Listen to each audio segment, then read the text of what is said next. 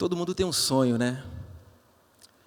Uns têm mais, outros nem tantos.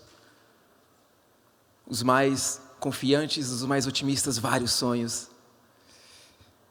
Muitos daqui já tiveram sonhos alcançados, outros sonhos que estão traçados ali próximo, já na mente, para serem alcançados.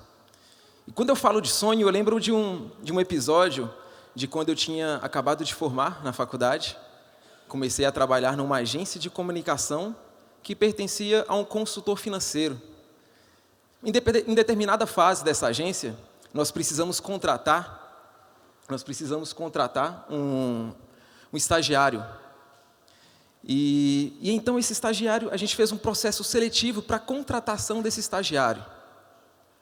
Fizemos ali todo o processo de recrutamento, levamos as pessoas até essa agência onde a gente trabalhava.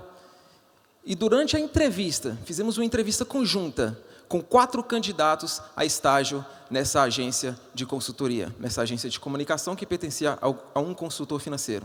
Bom, durante essa apresentação, durante essa entrevista em conjunto, o consultor fez uma pergunta.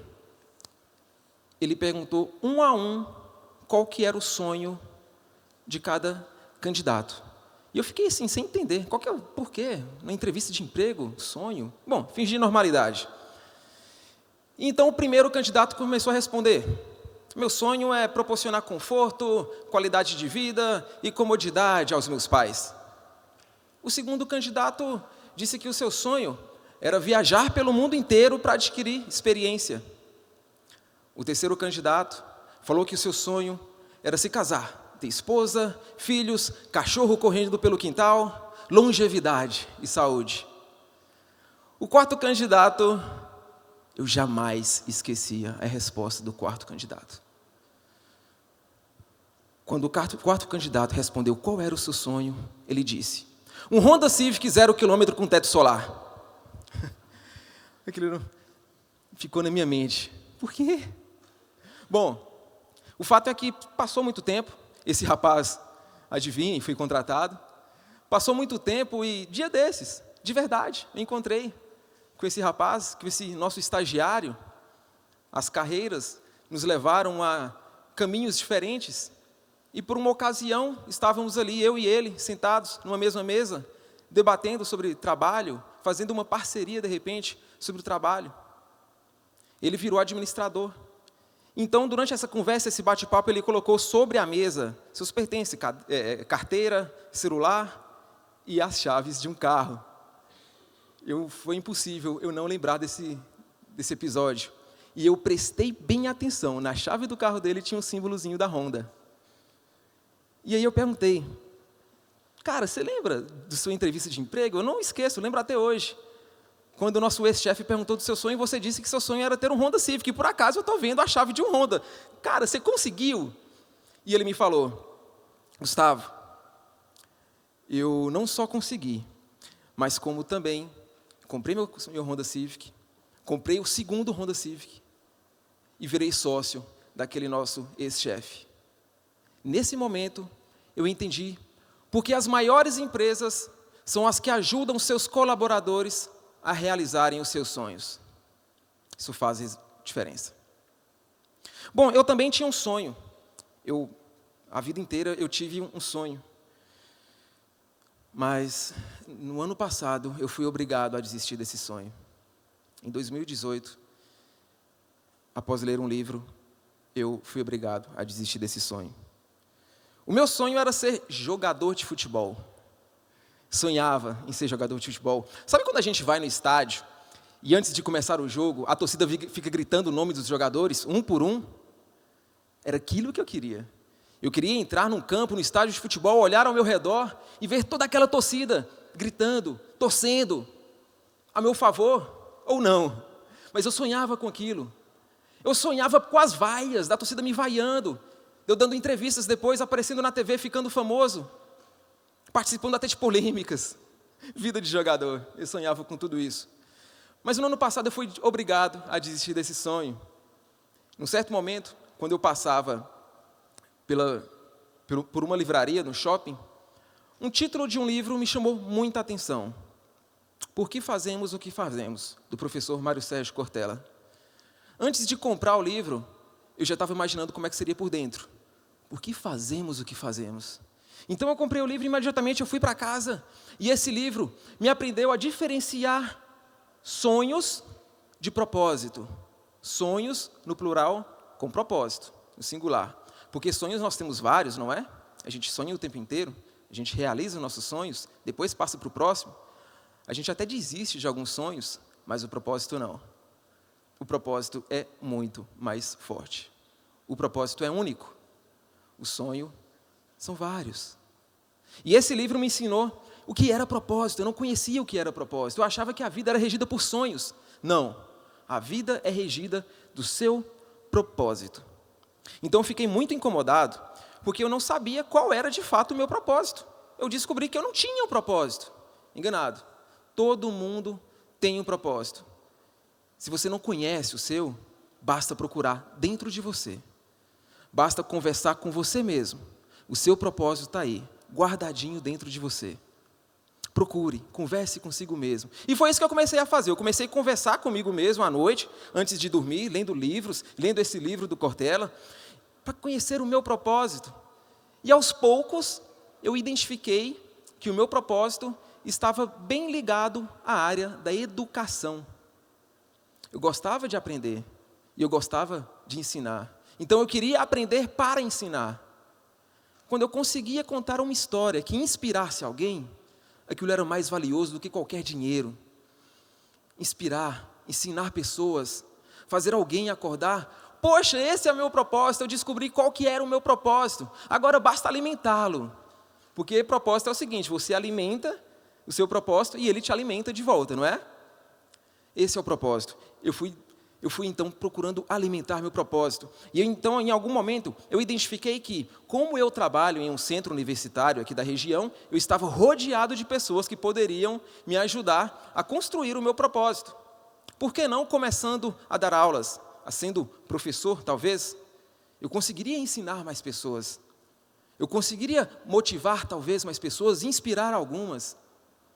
E aí, o que eu fiz? Eu comecei a procurar as pessoas certas. Então, eu comecei a ler mais. E, nesse momento, eu conheci esse livro. O livro do T. Harv, Os Segredos da Mente Milionária. E lá nesse livro tinha essa fórmula. Essa fórmula. Pensamentos te conduzem aos sentimentos. Os sentimentos te levam às ações. E são as ações que te geram resultados. Faz sentido? Então, eu fiquei pensando. Pensamentos que te levam a sentimentos que te geram ações e depois vem os resultados. Cara, faz sentido. Eu não pensava como um jogador de futebol naquela época. Eu não me sentia como um jogador de futebol naquela época. E muito menos eu agia como um jogador de futebol. Eu não queria saber de me alimentar como um atleta. Eu não queria saber de treinar o suficiente quanto um jogador de futebol. Sinceramente, se não era, estava longe de ser meu propósito. Não era isso que eu queria para a vida. Era apenas uma vontade, uma vaidade. Agora, aquele outro propósito está muito ligado a isso. Eu já pensava como educador. Eu não dava aulas. Mas eu comecei a me imaginar como um professor. Olha eu aí. Com 29 anos, talvez na época. Meu irmão está na foto, ele está aí também, na plateia. Bom, achava que um dia eu conseguiria chegar lá. Até parece. E aí eu desenvolvi a minha fórmula. MOL. M-O-L. Essa é a minha fórmula. M-O-L. O que significa? Mete o louco, cara. Mete o louco, vai lá e faça, levanta e faça alguma coisa. Eu já pensava como um professor. Eu queria então me sentir como algum educador, como alguém que pudesse levar inspiração a outras pessoas. Então eu passei a me sentir assim. E então comecei a fazer cursos, me preparar, fazer treinamentos. Fiz curso de oratória, fiz curso de coach. Fiz etiqueta de mesa francesa. Fiz pós-graduação, fiz um monte mais de cursos. E aí eu coloquei tudo debaixo do braço, levei para a coordenadora do nosso curso de publicidade. E ela não me deu tanta bola no início. E eu pensei, deixa para lá, eu não preciso. Eu vou realizar meu sonho, eu vou realizar meu propósito assim mesmo. Então eu comecei a postar no Instagram, eu dando aulas para ninguém, de repente para mim mesmo, eu falando sobre branding, sobre posicionamento, sobre marketing, sobre estratégia, sobre diferenciação nas redes sociais. Uma pessoa começou a responder, outra pessoa também me dava uma moral. E aí eu recebi, por direct, um convite para dar aulas. Uau! E agora? Como é que dá aula? Não sabia. Deixa para lá, pelo menos o principal eu consegui. E o que eu fiz? Eu meti o louco e cheguei lá. E o que eu aprendi com isso? Empreenda onde quer que você esteja. Empreenda aqui, empreenda em casa, empreenda sozinho nas suas redes sociais, empreenda no trabalho, empreenda sendo um empresário, empreenda sendo ainda um autônomo, um estudante, trabalhando para alguém, empreenda. Tem gente observando. Bom, eu ainda não me apresentei, eu sou publicitário, antes de ser professor eu era jornalista, publicitário, trabalho com comunicação e marketing. E o que eu vim aqui não foi apenas falar de sonhos, como me apresentou muito bem, eu vim falar sobre o marketing. Mas é que tudo isso me faz chegar a esse principal ponto. E se eu fosse uma marca? E se ao olhar para mim, vocês enxergassem uma marca? O que vocês pensariam de mim? O que vocês falariam de mim quando eu saísse da sala, desse palco? E vocês acham que apenas metendo louco, levantando e fazendo que a gente consegue as coisas, que a gente consegue chegar lá? Não. É preciso um pouco mais. É preciso preocupar com a sua imagem. Chamamos isso de personal branding, o marketing pessoal. Ou seja, o valor da sua marca, a reputação da sua marca. Então, eu trouxe para vocês um passo a passo de como nós, publicitários, construímos uma marca de relevância. Ponto básico e crucial, não seja um commodity. Sabe commodity? Areia, arroz, feijão, tecido, são commodities. Jeans é um commodity. O que as marcas fazem? Colocam uma embalagem, selam com a logomarca e vendem isso muito caro. E a gente paga muito caro por isso, não é? Por que a gente paga caro? Não só pelo desenho da marca, mas pelo valor que ela tem por trás. Não seja um commodity, tenha um valor. Não seja apenas um profissional que venda seu serviço. Tenha algo a mais, tenha um propósito em mente, tenha um valor por trás de você, tenha uma personalidade, tenha um propósito, saiba lidar com o seu público, conheça o seu público, saiba o que o seu público gosta. Sabe, haja como o seu público age também, converse da mesma maneira que o seu público conversa. Isso é ter posicionamento. Isso é saber se posicionar, não só em rede social, em qualquer lugar, como pessoa, como marca, como empresa, como um profissional. Saiba com quem você está falando e fale de acordo com essa pessoa, se você quer ser relevante a essa pessoa. Próximo passo é o principal de uma marca. É o principal. Por que eu comecei falando de propósito? Depois que eu aprendi o que é propósito, eu parei de andar em círculos. A vida faz mais sentido.